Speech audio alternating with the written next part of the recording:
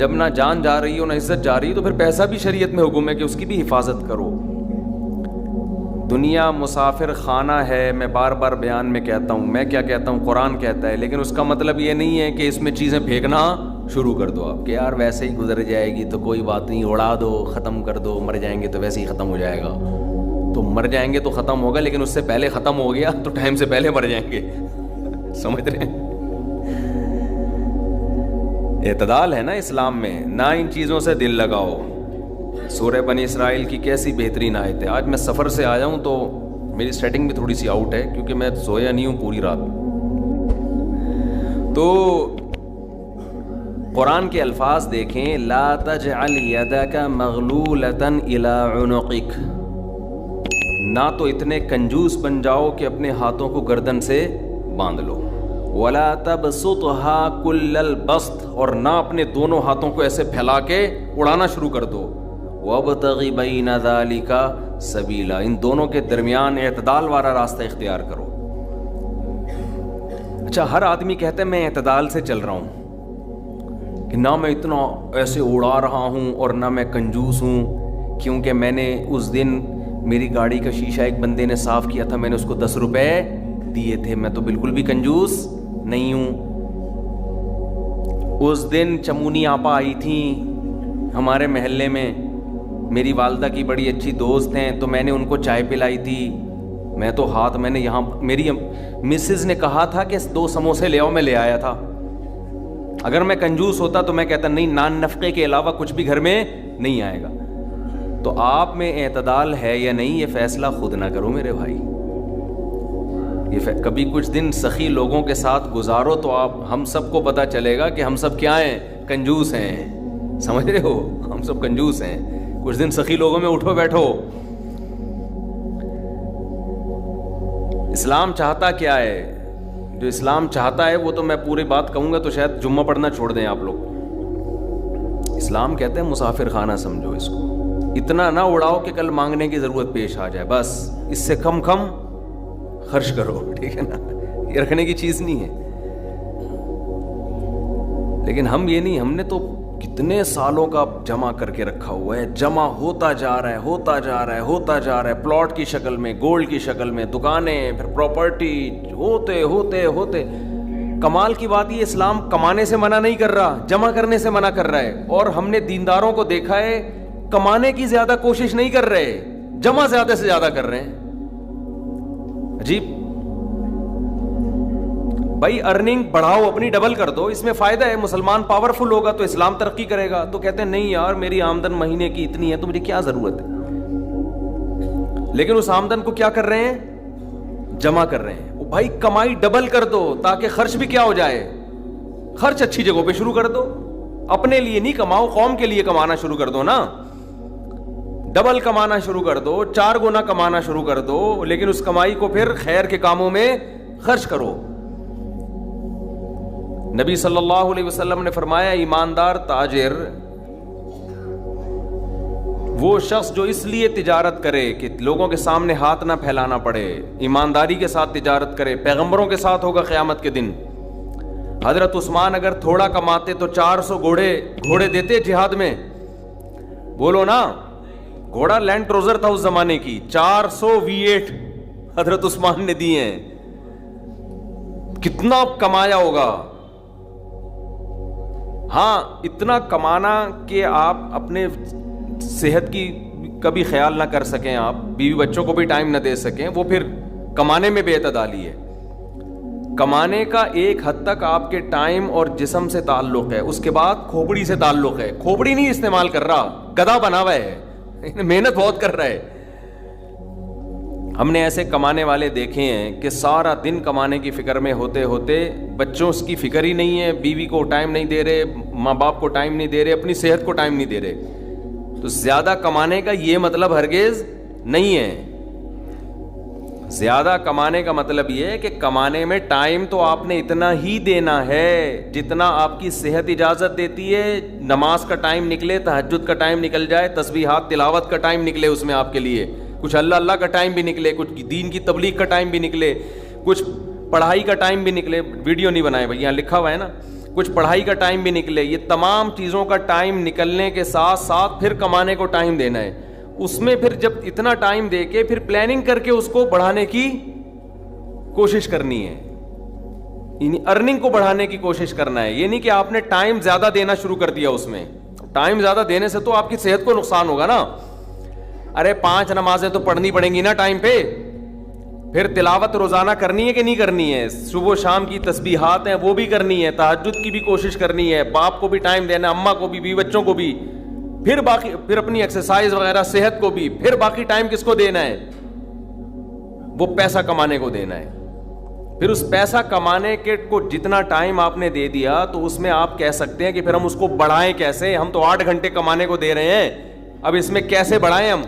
تو بھائی کھوپڑی استعمال کر کے کیا کریں, اس کو بڑھائیں. کھوپڑی سے چیزیں بڑھ جاتی ہیں. کھوپڑی تو استعمال مسلمان کر ہی نہیں رہا ہے نا.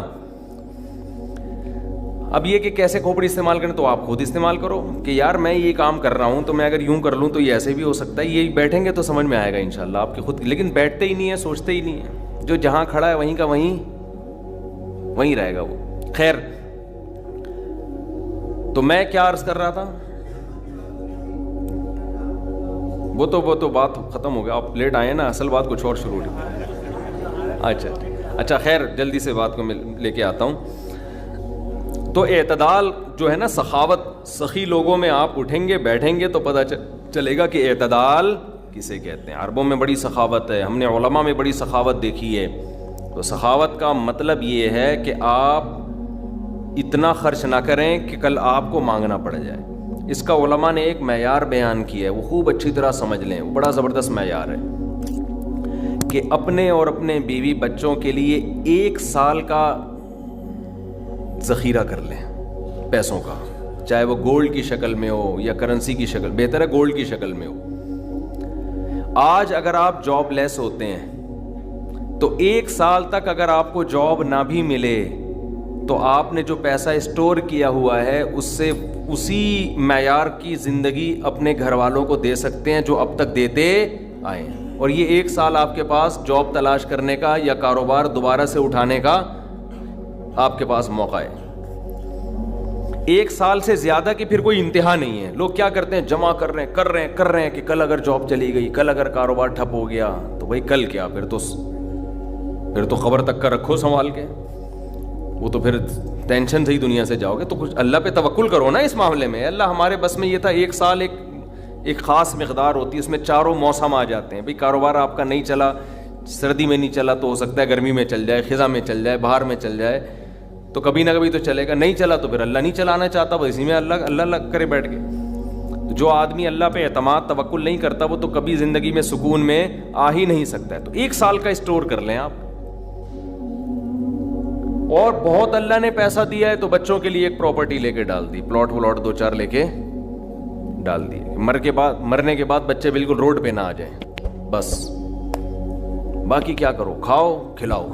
ٹھیک ہے, کیا کریں. ایک لطیفہ سنا دوں, ہمارے ایک دوست نے بھیجا تھا بڑا زبردست قسم کا. ہمارے ایک دوست ہیں لاہور میں, انہوں نے کسی کا لطیفہ بھیجا, لیکن لطیفہ بڑا سبق آموز ہے. وہ ایک آدمی گیا گوشت کی دکان پہ, شاید آپ لوگوں نے بھی سنا ہو, اور کہنے لگا کہ 1 کلو گوشت دے دو. اتنے میں ایک بندہ آیا, یہ آدمی لینڈ کروزر میں گیا نا, بڑی VIP گاڑی میں, مالدار آدمی ہے. گوشت کتنا لے رہا ہے, 1 کلو. دوسرا آدمی آیا, اس نے کہا بھائی 10 کلو گوشت دے دے, چانپیں بھی اور دل بھی, کلیجی بھی, پٹ کا گوشت الگ, بکرے کی الگ نکال, فلانے الگ نکال. بڑے بھائی وہ کسائی اس کو چھوڑ کر اس کے پیچھے لگ گیا نا, کہ اس کو پہلے گوشت بنا کے دیا. یہ جو 1 کلو والا تھا نا, 1 کلو والا, اس کو غصہ آیا کہ یار اس کو تو 10 کلو دے رہا ہے کم بخت, 10 کلو والے کو پہلے دے رہا ہے. اس نے کہا بھائی وہ اس کا آرڈر بڑا ہے, وہ پرانا کسٹمر ہے ہمارا. اس نے کہا یار اس کے پاس اتنا پیسہ کہاں سے آیا کہ اتنا ویسے گوشت لے کے جا رہا ہے.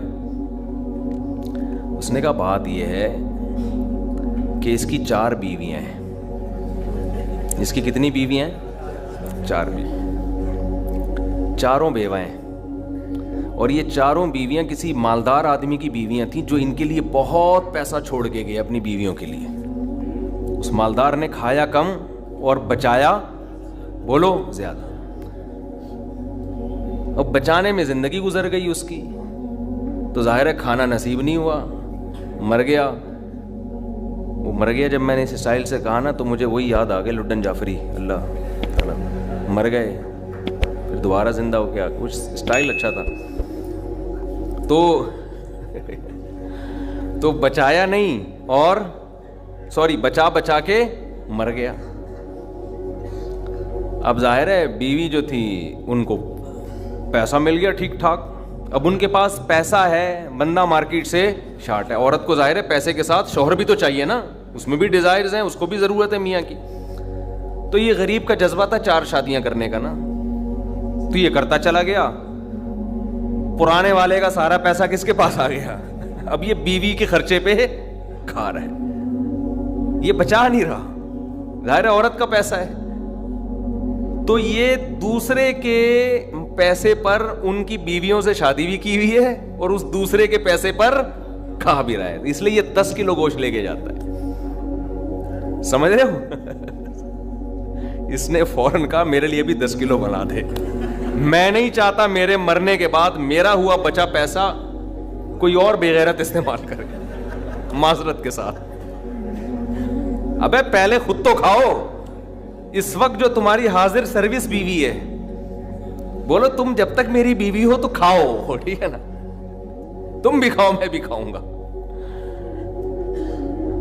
مر گئے تو بھائی وہ اس کے لیے نکاح کا دروازہ, اور جب ہمارے بیانات چل رہے ہیں تو یہ تو اور دروازہ کھل گیا ہے. پہلے تو بیوہ کو رشتہ ہی نہیں ملتا تھا نا, اب تو بہت سی بیوہ ایسی مارکیٹ میں آ گئی ہیں, پیسہ بہت ہے, بندہ نہیں ہے, ہم اپنے خرچے پہ شادی کرنے کے لیے تیار ہیں, کوئی شریف آدمی مل جائے ہمیں. اب تو ایسی بیوہ بہت آ گئی ہیں مارکیٹ میں کہ جی پیسہ ہمارے میاں بہت چھوڑ کے گیا, بندہ نہیں ہے. تو میں نہیں کہہ رہا آپ بیوی کے لیے پیسہ نہ بچائیں, لیکن یہ دماغ میں رکھیں کوئی بغیرت آپ کے پیسے پہ آپ کی بیوی کے ساتھ زندگی گزارے گا, خرچہ آپ کا ہوگا, آپ اس کو پیسہ دے کے جا رہے. تو اعتدال اس چیز میں ضروری ہے. ایسے لاوارث نہ چھوڑو اپنے بیوی بچوں کو, لیکن اعتدال, اتنا بھی نہ دو تو کہ ہری ہری سوجنا شروع ہو. بچوں کے لیے بھی بناؤ کچھ. خیر, کہاں سے کہاں بات چلی گئی یار, تو جلدی سے بات کو سمیٹتا ہوں. کیا کروں, پھر گھوم پھر کے ادھر ادھر دائیں بائیں جانے لگتے ہیں. تو یہ میں ان لوگوں کے لیے یہ لطیفہ ہے جو بہت زیادہ بچانے کی فکر کرتے ہیں. میں کہتا ہوں نا, آپ اپنی اولاد کے لیے بچا رہے ہو, اپنی اولاد کے لیے بچا رہے ہو, کھا نہیں رہے, نہ خرچ کر رہے ہو بچوں کے. تو بچے پھر جب بچوں کے پاس آئے گا تو وہ اپنے بچوں کی فکر میں بچائیں گے. تو آپ بھی تو خود کسی کے بچے ہو نا, آپ کھاؤ, بولو مجھے اپنے ابا کے بچوں کی فکر ہے, میرے ابا نے میرے لیے چھوڑا تھا, میرے بچوں کے لیے تھوڑی چھوڑا تھا. اور اگر آپ کے ابا نے آپ کے لکھ کے بجائے آپ کے بچوں کے لیے چھوڑا تھا تو آپ کے ابا تو بڑے بے وقوف تھے, کیونکہ بچوں کے لیے بھی اس لیے چھوڑا کہ وہ اپنے بچوں کے لیے چھوڑیں, پھر تو کھائے گا کون پھر اس کو بیٹھ کے. بات یہ کہ اللہ پہ اعتماد اور توکل بالکل ختم. یہ بھول گئے ہیں کہ جب انسان دنیا میں آتا ہے تو صرف پیٹ نہیں لے کے آتا, 2 ٹانگیں 2 ہاتھ کمانے کے لیے لے کے بھی آتا ہے. آپ کا بچہ اپاہج ہے تو سمجھ میں آتی ہے بات, 2 ہاتھ 2 ٹانگیں, تو بھائی جیسے آپ نے کمایا وہ بھی کمائے گا انشاءاللہ. جب آپ پیدا ہوئے تھے خدا نے آپ کی ماں کی چھاتیوں میں آپ کے لیے رزق پیدا کیا تھا, آپ کا بچہ پیدا ہوا تو اس کی ماں کی چھاتیوں میں بھی خدا نے رزق پیدا کیا ہے. تو اس کا مطلب رزق بچہ لے کر آ رہا ہے.